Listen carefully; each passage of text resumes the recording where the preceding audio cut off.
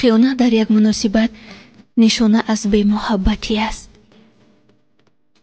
کم است عشقی که واقعی و بدون خیانت و دروغ باشد.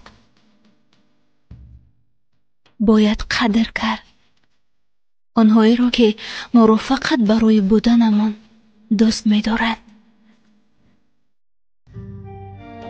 ترانه بخشیده می شود از نام اسلام به سابق دوست دخترش مریم.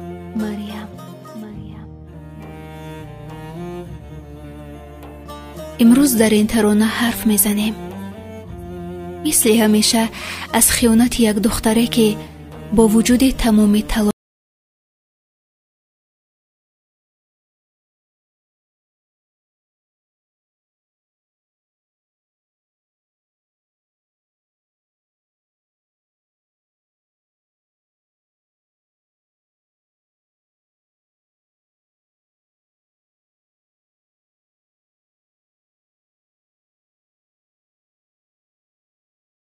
برای تمام عمرشان بسنده بود. من با مریم نام دختر طول 1.5 سال حرف می زدم. ما یک دیگر را دوست می داشتیم. محبت ما از خیلی ها فرق می کرد. چون من خود یک جوانی بودم که نه هر کس را می پسندیدم و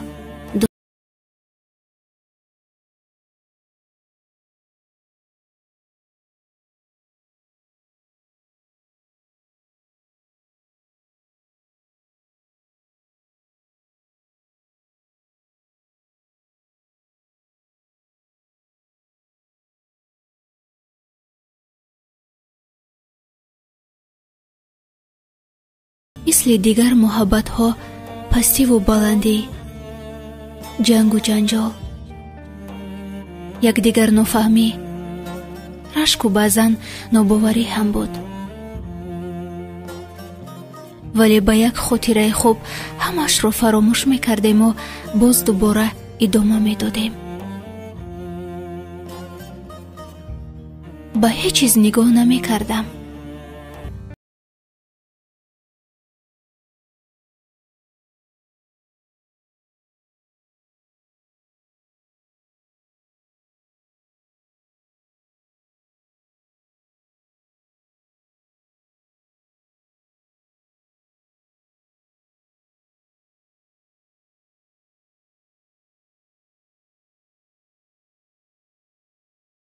تلاش کرد تا من مال او باشم، ولی با یک خیانت خود همه این را برباد داد. نمیگویم دوستش نمیدارم، ولی نمیتوانم گویم که با او دوباره مثل قبل میشوم. نه، یک مرد نباید خیانت یک زن را ببخشد. در حالی که من پیش خیلی کسها احترام و آبرو داشتم، او همه باوری و محبتم را برباد داد. نمیدونم، شاید بوالهوس بود یا شاید دیگر مقصد داشت. شاید فکر میکرد من خبر نمیابم، یا شاید از دوستداریم استفاده برد. هیچ چیز رو نمیفهمم، هیچ چیز رو. در حالی که صمیمی گویا دوستم داشت، خیانتم کرد. من دیگر میترسم از دوست داشتنهای آدمان.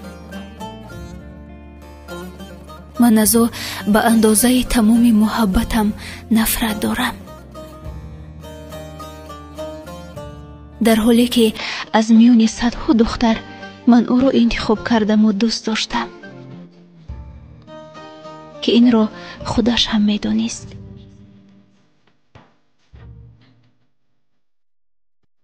او نباید این کار را در حقم میکرد. نباید.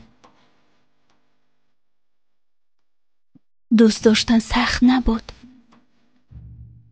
خیانت دیدن سخت‌ترین درد بود.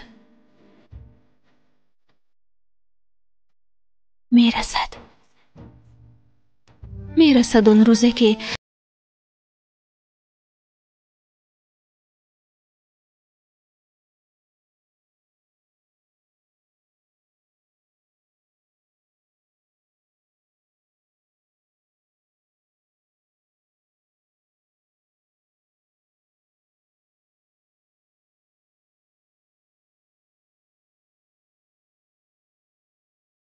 او کاری کرد که حتی از گذشته فکر کرده نمیخواهم. درباره‌اش شنیدن و دانستن نمیخواهم. از او نفرت کردم. اگرچه در یک گوشه قلبم هنوزم هست،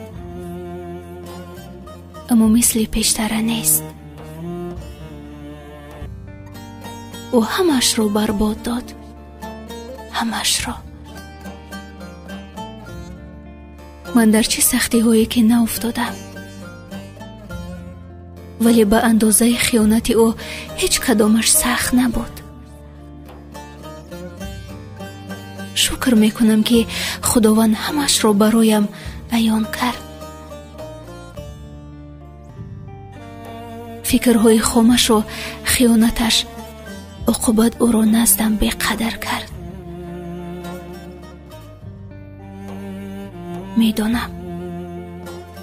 میدانم که این رو میشنوی و خودت خلاصه کن که با چه قیمتی چی رو از دست دادی و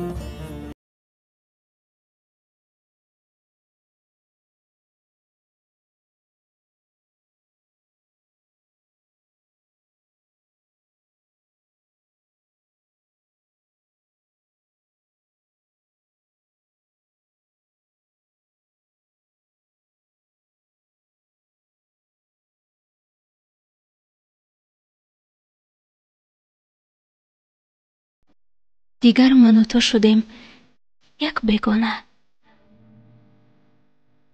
خدا یارت با.